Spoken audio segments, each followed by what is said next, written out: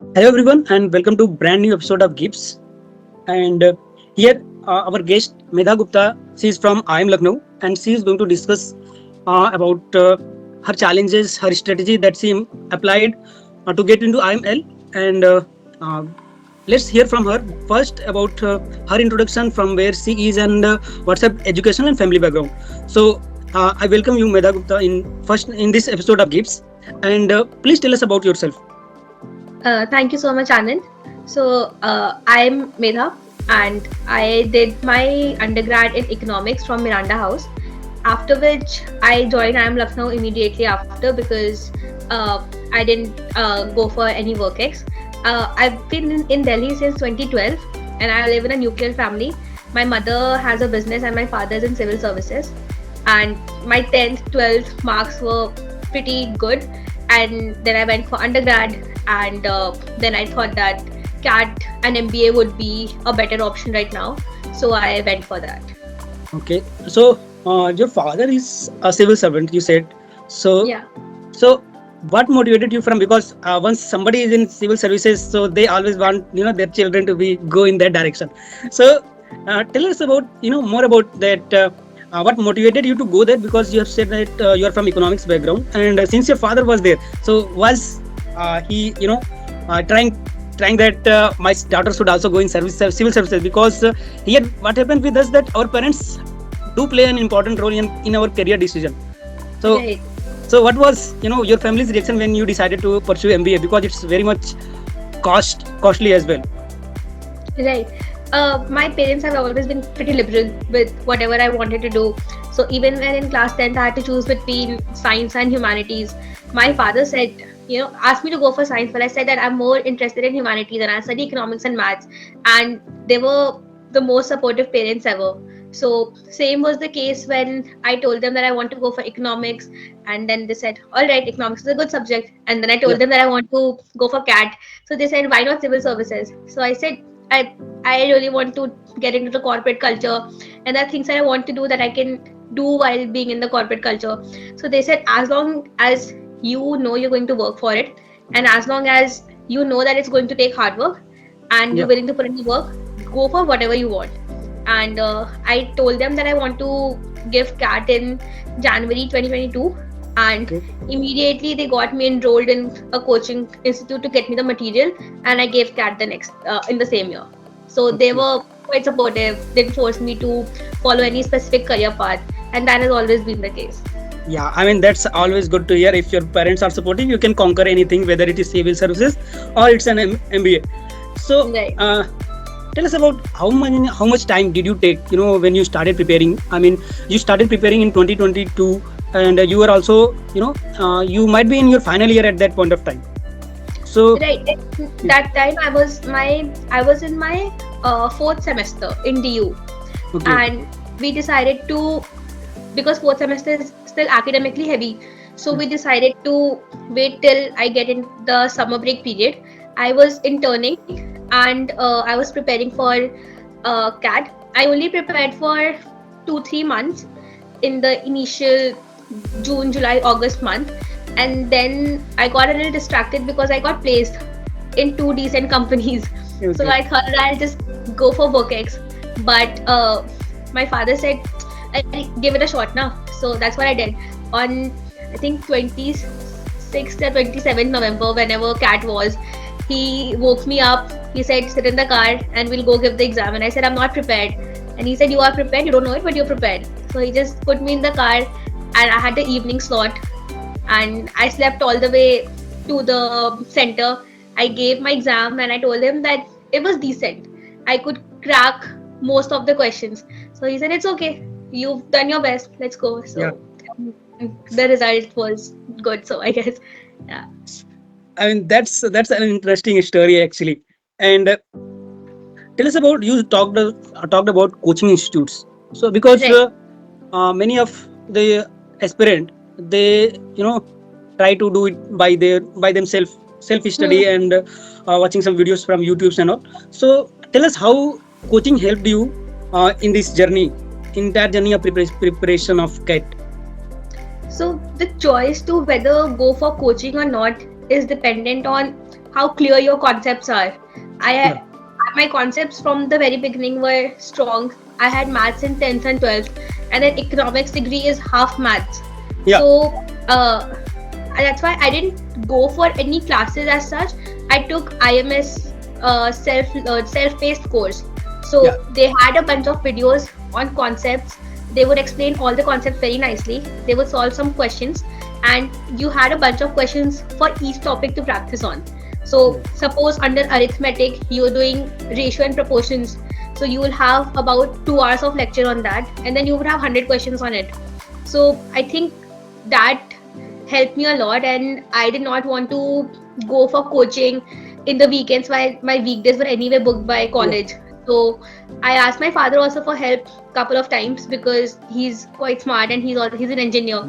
So I think I didn't need to go for in-person coaching, and that played in my benefit. Actually, I mean, what happens? What I get the answer usually the people say that coachings have one job that they give you the standard material, and you don't have to go here and there to search for those materials. So that's Right. like you get the best out of there whatever there is in the market, and you have all the time that you need and you can prepare for it. And that's Right. actually the job of coaching. And other than coaching, you said that you went to give your CAT exam and you cleared it. But to get admission in top IIMs like IIM Lucknow, the major factor that is there is your interview. Right. So your interview plays a big role in any part of CAT interview. So tell us about how you prepare for your CAT interview, and how IIM Lucknow's interview was different from other IIMs Lucknow, others IIM interviews. All right. So after I got PI calls from, I only applied to ABC LIK because Okay. I was a fresher and I had 2 job offers. So I knew that I wouldn't have to compromise on Yeah. where I'm going for my education.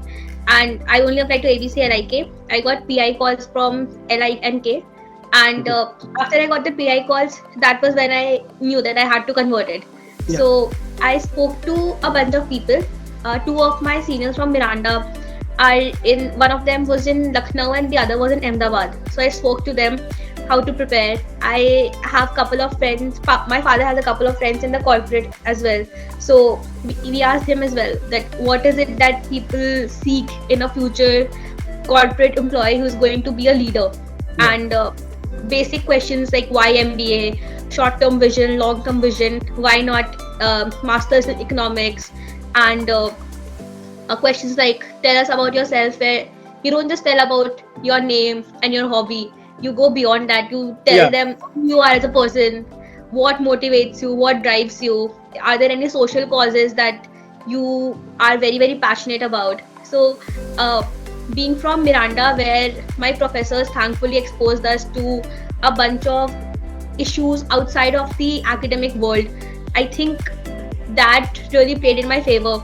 And my father has, and both my parents actually, have always encouraged me and my sister to watch the news, know what's happening in the world, and have an opinion. Whatever your opinion you might have, just have an educated opinion. So, all of that, and that training doesn't come in a week or a month. That has been Yeah. inculcated in us ever since we gained some social conscious. So, around the age of 12, 13, 14, he made us watch news. He talked to us about issues, asked for our opinions, helped us shape our opinions. So I think I got very lucky, and I recognize my privilege as well, that being born in a house where both your parents are educated, they Yeah. understand the importance of world issues, and are educated enough to impart that knowledge in you. I think that really comes comes in handy, and that is Yeah. something you have to recognize.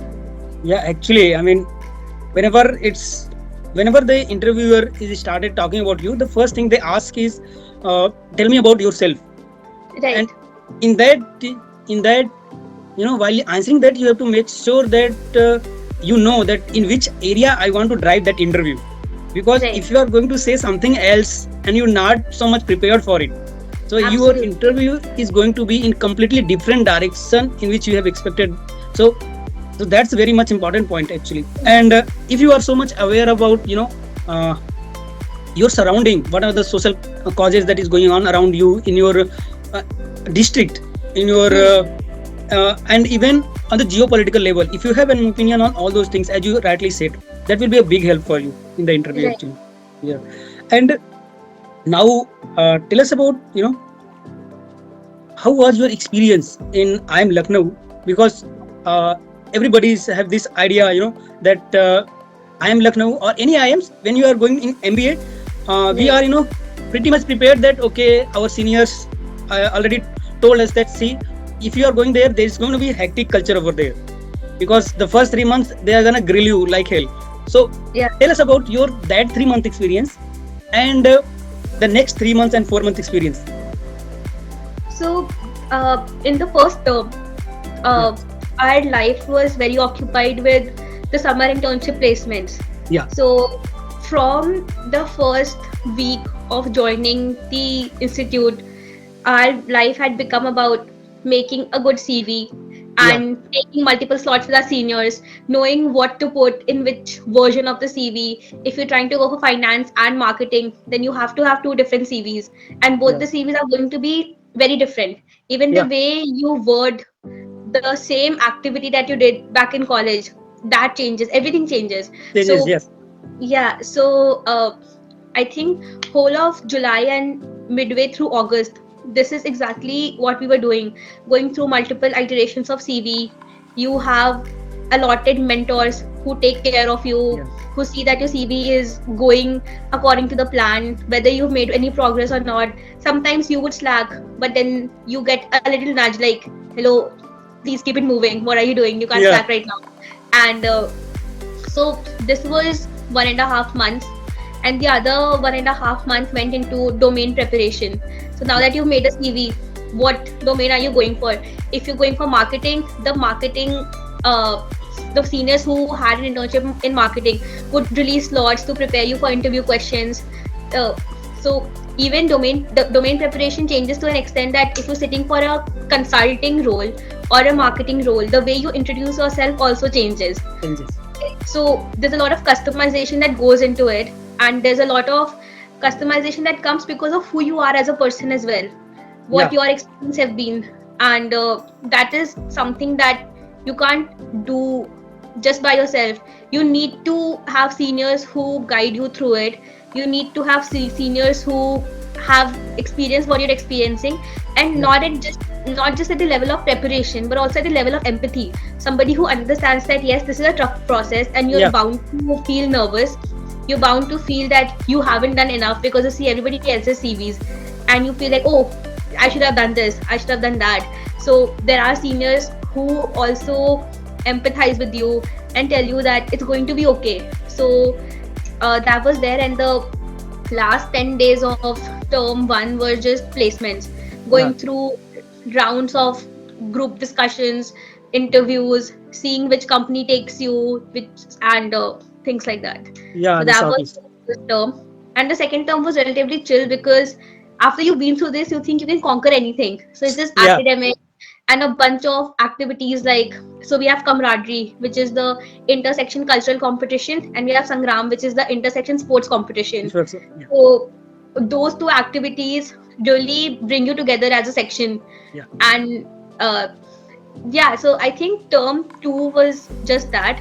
And term three, as I mentioned even before that, just bidding farewell to your seniors. Yeah. Seniors had their placements, and then you bid them farewell, and just hanging out with your seniors because they're leaving.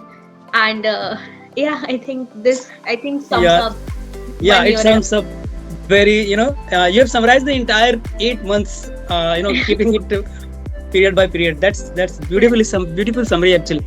And one last question that I'm going to ask you, that uh, give some advice to, cat aspirants, someone, who is going to, now that your examination is over, interviews are coming. So what are Right. the, suggestions do you have for these guys? So I think cracking the interview is much more tougher than cracking the exam, because Yeah. exam is just aptitude. If you know it, you can do it. But in interview, sometimes you just crack under pressure. You don't know what to do, and they grill you. They really grill you. Some of the nicest professors here were the ones who took my interview.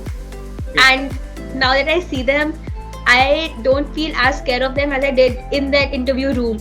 And it is very important to be confident in what you've done. And it might not seem like you've done a lot, but whatever you've done, you have to know your CV like the back of your hand. And I don't speak for people with work ex, but for people who are freshers, the interviewers really expect you to know your undergrad degree, and rightfully so. That is Yeah. the latest thing that you've done. You Yeah. cannot compromise on not knowing concepts of your undergrad degree. And there are a lot of topics even in your undergrad that you're not comfortable with. Just don't let them bring it up. You know, if you say that, if you are comfortable in microeconomics and you go ahead and say macroeconomics, they are going to say they are going to ask you questions on macroeconomics. Yeah. So even under pressure, you have to maintain your calm, and you have to know what to say, when to say. You have to be there, that you reveal just enough but also not too much. You tell them enough to keep it interesting, to keep them guessing about who you are as a person, to show that yes, you have it, and you are not just your academics, you're also a very well-rounded person who has done other things in life as well, who has gone on trips, who has explored their own city, who talks to people, things like that. Yeah. And I think that is something that I focused on. I focused on displaying that yes, I am a well-rounded person and I know my academics, and this is what you can ask from me, and this is why you should take me. So those were the things, the 4 key aspects that I focused on. I mean, that's a great advice that anyone can give for an MBA aspirant actually, because what happens with us, that whenever we started talking about ourselves, we don't know when to Right. stop. So Exactly. you have to know that when you have to stop, so that they can ask question about it. So Yeah, let them keep guessing and give them the satisfactory answers actually. And I exactly. think that summarized the entire discussion very well. And thank you, Medha, for joining us here. And have a great evening. And if you have any suggestions for us, you can share.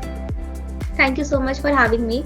I really enjoyed talking about the past 1 year of my life in this just summary. But yes, thank you so much. Have a good day. That's all from this video. And if you have any comments or any questions that you want to ask, please leave us in the comment. Do like, share, and subscribe to GIBS. And see you in the next video. Bye bye then. Jai Hind.